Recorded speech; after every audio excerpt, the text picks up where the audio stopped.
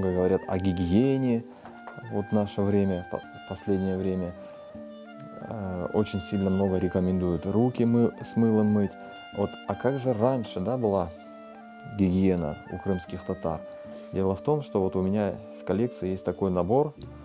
Внизу это эллеген называется, а сверху уман. И когда гости приходили, обязательно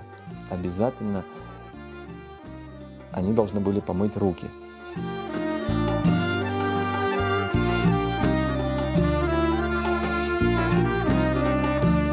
Моя бабушка Фатма Бита, родом из Тарахташа, она вот говорила, что полностью подробно рассказала, описала этот процесс.